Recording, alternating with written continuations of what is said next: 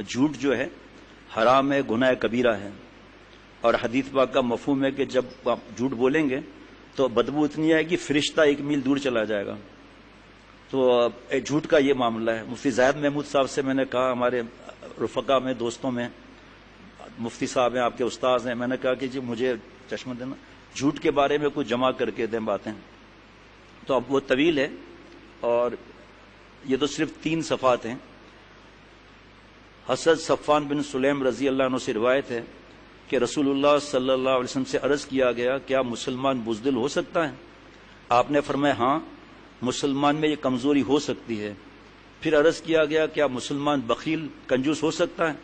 آپ نے فرمایا ہاں، مسلمان میں یہ کمزوری ہو سکتی ہے. پھر کہا گیا، کیا مسلمان کذاب یعنی بہت جھوٹا ہو سکتا ہے؟ آپ صلی اللہ علیہ وسلم نے فرمایا نہیں، یعنی ایمان کے ساتھ بے باکانہ جھوٹ کی ناپاک کی عادت جمع نہیں ہو سکتی، اور ایمان جھوٹ کو برداشت نہیں کر سکتا، جھوٹ کو برداشت نہیں کر سکتا ایمان. معروف الحدیث جلد نمبر اول کتاب الایمان حدیث نمبر 50. ایک مفتی نعیم صاحب نے مجھے کتاب ہدیہ کی، اتنی بڑی کتاب ہے، اب نام یاد نہیں ہے کتاب کا، اخلاق کے بارے میں اتنی بڑی کتاب ہے. مفتی نعیم صاحب نے فرمایا میں نے گھر میں اس کی تعلیم بھی کی ہے، بہت فائدہ ہوا. اور کب پڑھیں گے، کب دل میں اترے گا، کب عمل کریں گے؟ اس سے اچھا اپنی اصلاح کرا لیں. جھوٹ ہر ایک کے لیے حرام ہے، لیکن اگر دین پر چلنے والا جھوٹ بولے کہ میں نے فجر نماز پڑھ لی ہے جی، باقاعدہ کاپی پہ ٹپ کیا ہے کہ فجر کی نماز پڑھ لی ہے. ہمارے یہاں کاپی میں لایا ہوں، ابھی ہے میرے پاس، وہ بھی انشاءاللہ چھپوانا ہے کہ فجر کی نماز جھوٹ کے پڑھ لی، تلاوت جھوٹ کے پڑھ لیا میں نے. سوئے ہیں 12-1 بجے، ہے کاپی کسی مدرسے کی، 11-10 بجے ہم سو گئے. مفتی نعیم صاحب کتنا روتے ہیں، کتنا روتے ہیں کہ اللہ کے واسطے اپنے بچوں کو جلد سلاؤ، اور اب اے بچوں جلدی سو، لیکن فکر نہیں. مطالعہ ہے رات کے 2 بجے تک، فجر کی نماز غائب. یہ کون سا مطالعہ ہے بھائی؟ وہ فرض ہے یا یہ فرض ہے؟ جھوٹ اللہ معاف فرمائے. ایسی فکر ہی نہیں کہ بھائی جلدی سونا ہے، اس کی فکر کرنی چاہیے. ایک بچہ، ایک خاندان ہے وہ جڑا ہوا ہے، بچہ قرآن پاک حفظ نہیں کر سک رہا، قاری صاحب کی شکایتیں، سوتا رہتا ہے، مار بھی پڑی 1-2 دفعہ، ایک ہی جواب بار بار، جلدی سلائیں، جلدی سلائیں، جلدی سلائیں.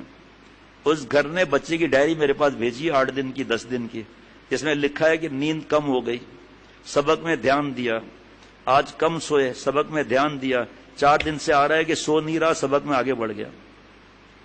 یہ آرام کی فکر ہی نہیں.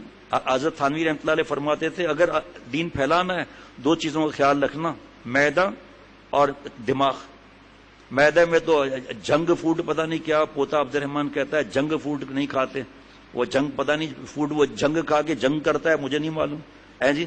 سستی سستی چپس جس میں ایکسپائر کلرڈ ملا ہوا ہے، جس میں ایکسپائر عطر ملا ہوا ہے چھالیا کے اندر یا سونف کے اندر تاکہ مٹھاس زیادہ ہے، یہ نہیں پتا کہ ایکسپائر ہے. یہ ظالم یہ چیزیں بھی چلا دیتے ہیں. جیب میں چپس رکھی ہوئی ہے اور اس میں سے دیکھا نہیں، ہر وقت جیب میں کچھ نہ کچھ ہوگا. ایک صاحب ایسے تھے، عمر ان کی ہوگی 60 سال، اب تو بہت پرانی بات ہے، ہر وقت جیب میں سموسہ اور پکوڑا، اور یہاں سے تیل جو ہے اس کے نشانات لگ رہے ہیں. اب وہاں پر گاؤں میں کہاں واشنگ مشین، بیچاری بیوی دھو کے تھک جاتی تھی، ہر وقت کوئی نہ کوئی چیز ہوتی تھی. اور اگر کوئی دوست تھا کہتا بھائی ہمیں بھی کھلاؤ، سوری، یہ بخیل، کنجوس اینڈ مکھی چوس. حضرت نے فرمایا محاورہ ہے نا، کیسے ہوا؟ ایک کنجوس کھانا کھا رہا تھا تو شوربے میں مکھی گر گئی اور اٹھ کے بھاگی، پکڑ لیا گا. کدھر جاتی ہے؟ یہ بد نظری نہیں ہے، کدھر جاتی ہے؟ مونس بھی نا، منہ میں رکھ کر چوس کے پھینک دیا، کنجوس مکھی چوس. سارے انبیاء علیہ الصلوۃ والسلام کا دسترخوان وسیع، آپ صلی اللہ علیہ وسلم کا دسترخوان وسیع، صحابہ رضوان اللہ علیہ مجمعین کا دسترخوان وسیع، ہر اللہ والے کا دسترخوان وسیع، اور یہ چھپ چھپ کے کھا رہے ہیں. کسی کو نہیں یہ کھاؤ کیونکہ اسے پتا وہ تو کھا لے گا. آخر میں جب تھیلی خالی ہوگی آپ کھائیں گے.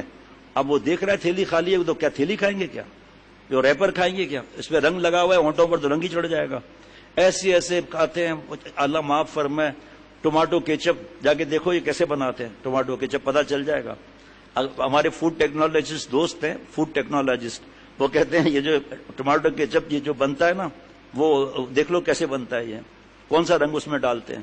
اب بچے ہمارے ہیں ان کا پتہ ہی نہیں کہ کیا کھا رہے ہیں بیچارے، آخر میں پیٹ پکڑ کر بیٹھے ہوئے ہیں، جناب واش روم کے چکر لگ رہے ہیں، ماں باپ پریشان ہے کہ اندر سے فائرنگ کی آواز کہاں سے آ رہی ہے. ہمیں بھی نہیں پتا بھائی ان چیزوں کا. آخری بات، جھوٹ کی چند سنگین قسموں کا ذکر اوپر آ چکا، لیکن بعض جھوٹ ایسے بھی ہوتے ہیں جن کو بہت سے لوگ جھوٹ ہی نہیں سمجھتے، حالانکہ وہ بھی جھوٹ ہی میں داخل ہیں، اور رسول اللہ صلی اللہ علیہ وسلم نے ان سے بھی پرہیز کرنے کی تاکید فرمائی. نمبر 1، حضرت عبداللہ بن عامر رضی اللہ عنہ سے روایت ہے کہ ایک دن رسول اللہ صلی اللہ علیہ وسلم ہمارے گھر میں تشریف فرما تھے. میری والدہ نے مجھے پکارا اور کہا بڑھ کر آ، میں تجھے کچھ دوں گی. آپ صلی اللہ علیہ وسلم نے میری ماں سے فرمایا تم نے اس بچے کو کیا چیز دینے کا ارادہ کیا؟ میری ماں نے عرض کیا میں نے اس کو ایک کھجور دینے کا ارادہ کیا ہے. آپ صلی اللہ علیہ وسلم نے فرمایا یاد رکھو اگر اس کہنے کے بعد اس بچے کو کوئی چیز بھی نہ دیتی تو تمہارے نامہ اعمال میں ایک جھوٹ لکھا جاتا. آپ صلی اللہ علیہ وسلم کے اس ارشاد کا اصل منشا یہ ہے کہ بچوں کو بہلانے کے لیے بھی جھوٹ کا استعمال نہ کیا جائے. بیٹا کھا لو، حور پری آئے گی تجھے جنت لے جائے گی. حور پری کہاں سے آئے گی بھائی؟ بیٹا کھا لو آپ ڈاکٹر بنو گے. ڈاکٹر کیا ابھی تو چپراسی بھی نہیں ہے. مطلب کھانا کھلانے کے لیے ڈاکٹر بنو گے تو ٹھیک ہے کوئی بات نہیں، لیکن جھوٹ بول کے سہارا لینا یا یہی بات ڈانچ تو ککڑی شے نہیں ادھر تو کچھ ہے ہی نہیں. لیکن یہ نصیحت تو مل گئی نا بھائی.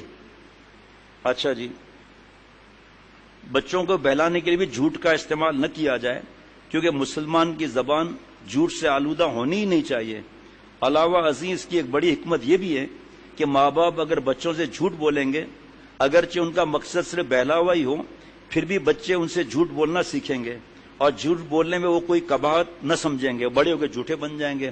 حضرت تھانوی رحمۃ اللہ نے واقعہ لکھا ہے کہ ایک بچہ، گاؤں ہوتے تھے نا پہلے، ابھی بھی ہیں لیکن جنگل آس پاس ہوتا تھا، وہ شیر آ گیا شیر آ گیا شیر آ گیا، گاؤں والے دوڑتے تھے، ہنستا تھا، سب کو چکر دے دیا نا. ایک بار واقعی شیر آ گیا، چیخے مار رہا ہے، کوئی گیا ہی نہیں، جھوٹا ہے، شیر نے کھا لیا اس کو. اسی طرح ایک بچے کا واقعہ لکھا ہے کہ گاؤں میں جیسے ہمارے ریگستان ہے، پانی کہاں، سوئمنگ پول کہاں، تو زیادہ بارش کی وجہ سے تالاب بن جاتے ہیں. ایک بچہ چیخیں مارتا تھا ڈوب رہا ہوں، لوگ باہر نکلتے تھے، بھاگتے اس کو بچاتے تھے، آخر میں ہنستا تھا، آخر میں ڈوب ہی گیا، بلایا کوئی نہیں آیا، پھر ڈوب ہی گیا. ایک بچہ حضرت مجدد نے فرمایا چیخیں مار رہا تھا نبی کا بیٹا ڈوب رہا ہے، نبی کا بیٹا ڈوب رہا ہے، اور لوگ بھاگے بیچارے سادے، ابھی کہاں نبی کا بیٹا آئے گا بھائی. بچے کو نکال کر کہا ابے للو حلوائی کے بچے تو کب سے نبی کا بیٹا بن گیا؟ کہا چاچا آپ قرآن نہیں پڑھتے یا بنی آدم، میں اور آپ حضرت آدم علیہ السلام کی اولاد نہیں ہے، میں نے کون سا جھوٹ بولا ہے آپ سے؟ تو بھائی ابھی بس اس پر ابھی تو اور بھی 3 صفحات ہیں.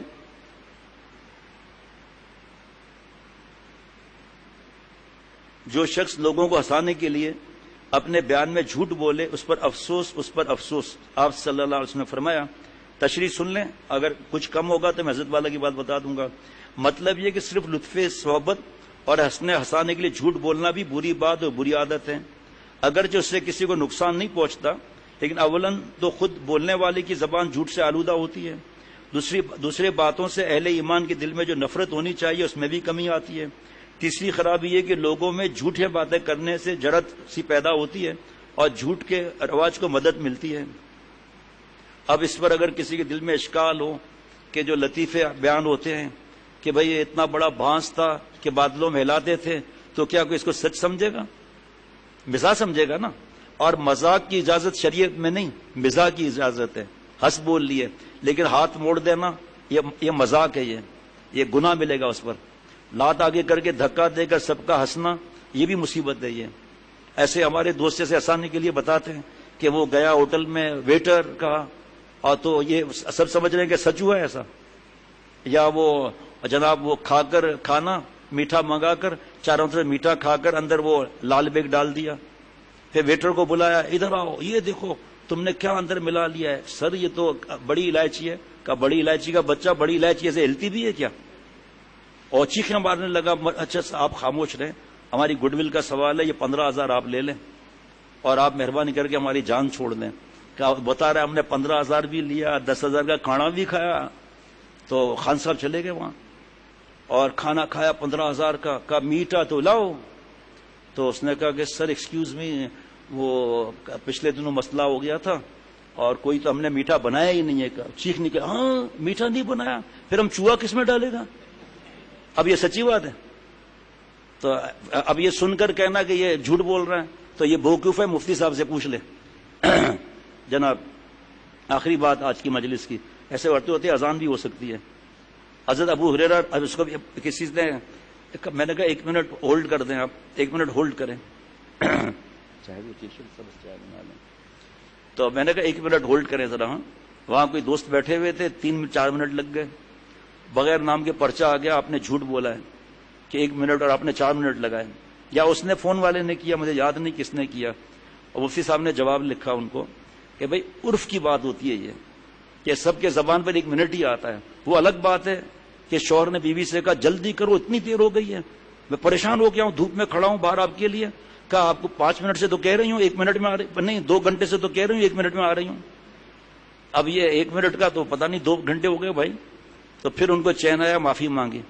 تو اس لیے جو میں یہ کہہ رہا ہوں آج ابھی آخری حدیث پاک ہے, تو آپ بتاؤ کہ کھانا کھانے کے بعد 7 اپ آئے تو پیئیں گے نہیں پیئیں گے؟ بھائی جواب دو کھانا بھائی. حلوہ آ جائے تو کہ چھوڑ دیں گے کہ نہیں؟ نہیں کہیں گے بھائی آپ نے اتنا کھانا کھا لیا ہے, اب آپ حلوہ کیسے مزید کھا رہے ہیں؟ کہ بھائی حلوہ لکوڈ جیسا ہوتا ہے, خود جگہ بنا لے گا, آپ لاؤ تو صحیح. تو ایک حدیث پاک بیان ہونے کے بعد دوسری حدیث پاک بیان ہو جائے تو کیا مسئلہ ہے؟ نہیں ہے نا جناب.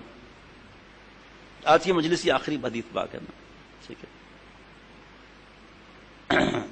حضرت ابو ہریرہ رضی اللہ عنہ سے روایت ہے کہ رسول اللہ صلی اللہ علیہ وسلم نے فرمایا کہ آدمی کے لیے یہی جھوٹ کافی ہے کہ وہ جو کچھ سنے اسے بیان کرتا پھرے. اس وقت یہ موبائل اور یہ گروپ وغیرہ تھے, لیکن قیامت تک کے لیے بندوبست ہو گیا نا جناب. تشریح مطلب یہ کہ سنی سنائی بات کو بغیر تحقیق کے بیان کرتے پھرنا بھی ایک درجے کا جھوٹ ہے, اور جس طرح جان بوجھ کر جھوٹ بولنے کی عادت رکھنے والا آدمی قابل اعتبار نہیں ہوتا, اسی طرح یہ آدمی بھی لائق اعتماد نہیں رہتا. بہرحال مومن کو چاہیے کہ وہ خفی قسم کے ان سب جھوٹوں سے بھی اپنے زبان کی حفاظت کرے. زبان کے 20 گناہ جس میں جھوٹ کے بارے میں پوری بات ابھی بیان نہیں ہوئی, باقی 19 گناہ کیا ہیں؟ اللہ تعالیٰ میرے اور ہم سب کے حال پر رحم فرمائے, اپنا قرب عطا فرمائے, عافیت کی حیات نصیب فرمائے. ربنا تقبل منا انک انت السمیع العلیم.